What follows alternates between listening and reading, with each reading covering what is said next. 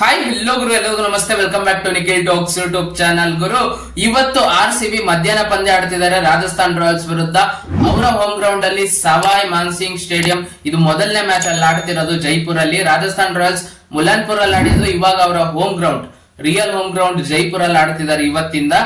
RCB ಇವತ್ತು ಮಧ್ಯಾಹ್ನ ಪಂದ್ಯದಲ್ಲಿ ಗ್ರೀನ್ ಜರ್ಸಿ ಹಾಕೊಂಡು ಆಡ್ತಿದ್ದಾರೆ, ಎನ್ವಿರಾನ್ಮೆಂಟಲ್ ಸಸ್ಟೈನಬಿಲಿಟಿ ಕಾಸ್ಗೋಸ್ಕರ. ಇವಾಗ RCB ಪ್ಲೇಯಿಂಗ್ ಲೆವೆಲ್ ಸ್ಟ್ರಾಂಗ್ ಆಗಿದ್ಯಾ, Rajasthan Royals playing level strong ಆಗಿದೆಯಾ ಅಂತ ನೋಡೋದಾದ್ರೆ, RCB ಎಲ್ಲಾ ಡಿಪಾರ್ಟ್ಮೆಂಟ್ ಅಲ್ಲೂ ಬಲಿಷ್ಠವಾಗಿ ಕಾಣ್ತಿದೆ.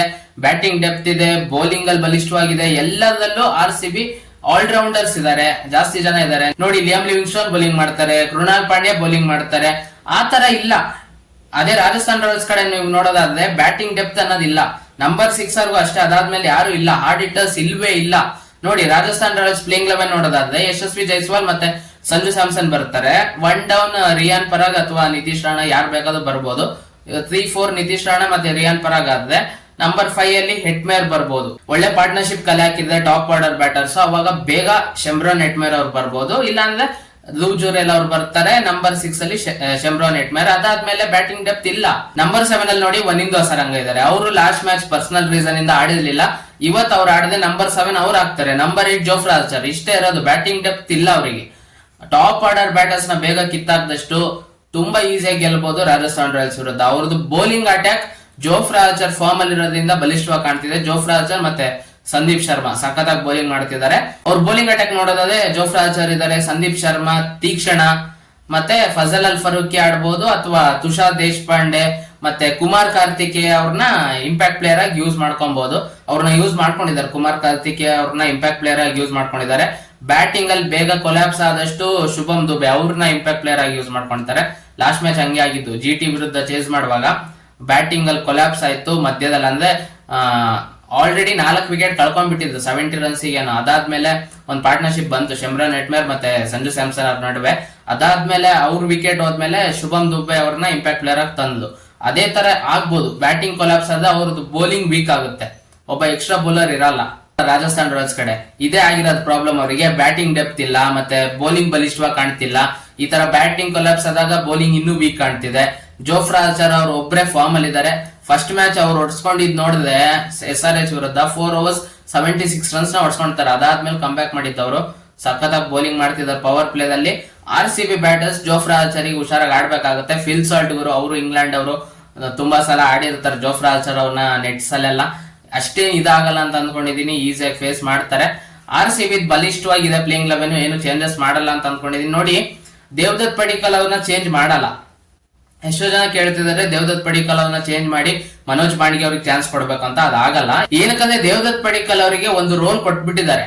ಒಂದ್ ವಿಕೆಟ್ ಬಿದ್ದ ತಕ್ಷಣ ಇದನ್ನ ರನ್ ರೇಟ್ ನ ಅದೇ ತರ ಮೇಂಟೈನ್ ಮಾಡಿ ತಗೊಂಡ್ ಹೋಗ್ಬೇಕು ಇನ್ನಿಂಗ್ಸ್ ನ.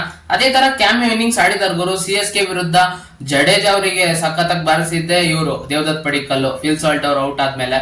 ಮತ್ತೆ ನೆಕ್ಸ್ಟ್ ಮ್ಯಾಚ್ ಮುಂಬೈ ಇಂಡಿಯನ್ಸ್ ಮೇಲೂ ಸಖತ್ತಾಗಿ ಆಡಿದ್ರು, ಒಂದು ಕ್ಯಾಮಿಯೋ ಇನ್ನಿಂಗ್ಸ್ ಬಂತು.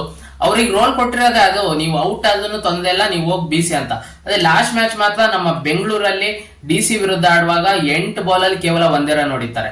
ಅವತ್ತು ಸ್ಟ್ರಗಲ್ ಮಾಡೋದು ಹಂಗಂತ ಅದು ಒಂದೇ ಒಂದು ಮ್ಯಾಚ್ ಇದಕ್ಕೋಸ್ಕರ ಅವ್ರನ್ನ ಇದ್ ಮಾಡಲ್ಲ. GT ವಿರುದ್ಧ ಬೇಗ ಔಟ್ ಆಗ್ತಾರೆ, ಮತ್ತೆ DC ವಿರುದ್ಧ. RCB ಬ್ಯಾಟಿಂಗ್ ಕೊಲಾಪ್ಸೆ ಆಗಿದೆ. ಅವೆರಡು ಗೇಮ್ ಅಲ್ಲೂ ನಮ್ಮ ಚಿನ್ನಸ್ವಾಮಿ ಸ್ಟೇಡಿಯಂ ಅಲ್ಲಿ ಒಂದ್ ಮ್ಯಾಚ್ ಅಲ್ಲಿ 169, ಇನ್ನೊಂದ್ ಮ್ಯಾಚ್ ಅಲ್ಲಿ 163. ಹಂಗಂತ ಅದಕ್ಕೆ ಚೇಂಜ್ ಮಾಡಕ್ ಆಗಲ್ಲ. ದೇವದತ್ ಪಡಿಕ್ಕಲ್ ಅವ್ರನ್ನ ಆಡಿಸ್ತಾರೆ. ನಂಬರ್ 3 ಅವರೇ ಬರೋದು. ಮತ್ತೆ ಲಿಯಾಮ್ ಲಿವಿಂಗ್ಸ್ಟೋನ್ ಅವ್ರ ಜಾಗನ ಚೇಂಜ್ ಮಾಡಬಹುದು. ಏನಕ್ಕಂದ್ರೆ ಅಲ್ಲಿ ಅವ್ರ ಬ್ಯಾಟ್ ಇಂದ ಕನ್ಸಿಸ್ಟೆನ್ಸಿ ಆಗಿ ರನ್ಸ್ ಬರ್ತಿಲ್ಲ. GT ವಿರುದ್ಧ ಒಂದಿಷ್ಟು ರನ್ಸ್ ಕಲೆ ಹಾಕೋದು ಹೊರತು 54 ರನ್ ಬಂತು 40 ಬಾಲ್ ಅಲ್ಲಿ. ಅದ್ ಬಿಟ್ರೆ ಬೇರೆ ಮ್ಯಾಚ್ ಅಲ್ಲಿ ಸುಮ್ನೆ ಆ ಶಾರ್ಟ್ಸ್ ಅನಿವಾರ್ಯ ಇರಲ್ಲ. ಅಂತ ಶಾರ್ಟ್ಸ್ ಹೊಡಿಯೋಕೆ ಹೋಗಿ ಔಟ್ ಆಗಿದ್ದಾರೆ ಲಿಯಾಮ್ ಲಿವಿಂಗ್ಸ್ಟೋನ್. ಅವ್ರ ಜಾಗಕ್ಕೆ ರೊಮೆರೋ ಶೆಫರ್ಡ್ ಅನ್ನ ಆಡಿಸಬಹುದು. ಅವಾಗ ಬ್ಯಾಟಿಂಗ್ ಡೆಪ್ತ್ ಇನ್ನೂ ಬಲಿಷ್ಠವಾಗುತ್ತೆ. ಬೇಕಿದ್ರೆ 1-2 ಓವರ್ ಬೌಲಿಂಗ್ ಹಾಕ್ಸ್ಬಹುದು ರೊಮೆರೋ ಶೆಫರ್ಡ್ ಅವ್ರ ಕೈಲಿ. ಆದ್ರೆ ಇವತ್ತು RCB ಇನ್ನೊಂದು ಚಾನ್ಸ್ ಕೊಡ್ತಾರೆ ಅಂತ ಅನ್ಕೊಂಡಿದೀನಿ ಲಿಯಾಮ್ ಲಿವಿಂಗ್ಸ್ಟೋನ್ ಅವರಿಗೆ. ಇವತ್ತು ಅವ್ರ ಬ್ಯಾಟ್ ಇಂದ ಏನಾದ್ರು ರನ್ಸ್ ಬರ್ಲಿಲ್ಲ ಅಂದ್ರೆ ಅವಾಗ ಅವ್ರನ್ನ ಡ್ರಾಪ್ ಮಾಡೋ ಸಾಧ್ಯತೆ ಇರುತ್ತೆ ಮುಂದಿನ ಮ್ಯಾಚಸ್ ಇಂದ. ಇವತ್ತು ಒಂದು ಚಾನ್ಸ್ ಕೊಡಬಹುದು. ಇವತ್ತೇನು ಚೇಂಜಸ್ ಮಾಡಲ್ಲ, ಸೇಮ್ ಪ್ಲೇಯಿಂಗ್ ಲೆವೆನ್ ಒಂದಿಗೆ ಬರ್ತಾರೆ ಅಂತ ಅನ್ಕೊಂಡಿದೀನಿ. ಮತ್ತೆ ಫೀಲ್ಡಿಂಗ್ ಸಖತ್ತಾಗಿ ಮಾಡ್ಬೇಕಾಗುತ್ತೆ ಗುರು. ಒಂದು ಚಾನ್ಸ್ ನು ಬಿಡಕ್ ಆಗಲ್ಲ. ರಜತ್ ಪಟಿದಾರ್ ಅವ್ರದ್ದು ಅದು ಕ್ಯಾಚ್ ನ ಕಂಪ್ಲೀಟ್ ಮಾಡ್ಬೇಕಿತ್ತು. ಅವರು ಸುಮ್ನೆ ಬಿದ್ದದ, ಡೈವ್ ಹಾಕೋ ಅವಶ್ಯಕತೆನೇ ಇರಲಿಲ್ಲ. ಡೈ ಹಾಕ್ಬಿಟ್ಟು ಆ ಕ್ಯಾಚ್ ನ ಮಿಸ್ ಮಾಡ್ತಾರೆ. KL ರಾಹುಲ್ ಅವ್ರದ್ದು ಹಂಗೆ ಓಡೋಗಿ ಹಿಡಿದು ಬಿಡ್ಬೋದಿತ್ತು ಆ ಕ್ಯಾಚ್ ನ. ಅದು ಮಾಡ್ಲಿಲ್ಲ ಅವರು. ಆ ತರ ಮಿಸ್ಟೇಕ್ಸ್ ಮಾಡಬಾರದು. ನೋಡಿ, ಒಂದೇ ಒಂದು ಚಾನ್ಸ್ ಕೊಟ್ಟಿದ್ದು KL ರಾಹುಲ್ ಅವರಿಗೆ, ಅದೊಂದು ಚಾನ್ಸ್ ಬಿಟ್ರೆ ಅದಾದ್ಮೇಲೆ ಅವ್ರು ಒಂದು ಚಾನ್ಸ್ ಕೊಡ್ಲಿಲ್ಲ. ಸಖತ್ತಾಗಿ ಆಡಿ ಒಂದ್ ನಿಧಾನಕ್ಕೆ ಇನ್ನಿಂಗ್ಸ್ ಫೇಸ್ ಮಾಡ್ತಾ ಒಂದು ಪಾರ್ಟ್ನರ್ಶಿಪ್ ಬಿಲ್ಡ್ ಮಾಡಿ ಅದಾದ್ಮೇಲೆ ಸಖತ್ತಾಗಿ ಬೀಸಿದ್ದು ಅವತ್ತು KL ರಾಹುಲ್ ಅವರು.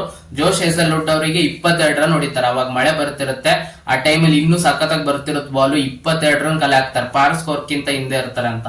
ಅದಕ್ಕೆ ಆ ತರ ಮಿಸ್ಟೇಕ್ ಮಾಡಬಾರ್ದು. ಒಂದ್ ಚಾನ್ಸ್ ಕೊಟ್ರು ಯಾವ ತರ ಆಪೋನೆಂಟ್ಸ್ ತಲೆ ಮೇಲೆ ಬಂದು ಕುತ್ಕೊಂಡ್ಬಿಡ್ತಾರೆ ಅನ್ನೋದು ಕಲ್ತಿದೀವಿ ನಾವು ಆಲ್ರೆಡಿ ಲಾಸ್ಟ್ ಮ್ಯಾಚ್ ಅಲ್ಲಿ. ಅದನ್ನ ಮಿಸ್ಟೇಕ್ಸ್ ನ ತಿದ್ಕೊಂಡ್ ಬರ್ಬೇಕಾಗುತ್ತೆ. ಮತ್ತೆ ಬ್ಯಾಟಿಂಗ್ ಅಲ್ಲೂ ಕೂಡ ರನ್ ಔಟ್ಸ್ ಎಲ್ಲ ಆತರ ಆಗಕ್ ಆಗಲ್ಲ. ಫಿಲ್ ಸಾಲ್ಟ್ ಅವರ ರನ್ ಔಟ್ ಅದು ಕ್ರೂಷಿಯಲ್, ಮತ್ತೆ ಕ್ಯಾಚಿಂಗ್, ಫೀಲ್ಡಿಂಗ್ ಮತ್ತೆ ರನ್ ಔಟ್ಸ್ ಅಲ್ಲಿ ಹುಷಾರಾಗಿರ್ಬೇಕಾಗುತ್ತೆ. ಅದು ವಿರಾಟ್ ಕೊಹ್ಲಿ ಅವರು ಸಿಂಗಲ್ ರನ್ ಇದ್ನು ಓಡೋ ಪ್ರಯತ್ನ ಮಾಡ್ತಾರೆ, ಅದನ್ನ ಇವತ್ತು ತಿದ್ಕೊಂಡ್ ಬರ್ತಾರೆ ಅಂತ ಅನ್ಕೊಂಡಿದೀನಿ. ಕಾದ್ ನೋಡ್ಬೇಕು. ಆತರ ರನ್ ಔಟ್ಸ್ ಆಗ್ಬಾರ್ದು, ಮತ್ತೆ ಫೀಲ್ಡಿಂಗ್ ಸಖತ ಮಾಡ್ಬೇಕಾಗುತ್ತೆ ಇವತ್ ಮ್ಯಾಚ್ ಗೆಲ್ಬೇಕಂದ್ರೆ. ಇವತ್ತು ಆಕ್ಚುಲಿ ಈಸಿ ಗುರು, ಕಂಪ್ಯಾರಿಟಿವ್ಲಿ ಈಸಿ.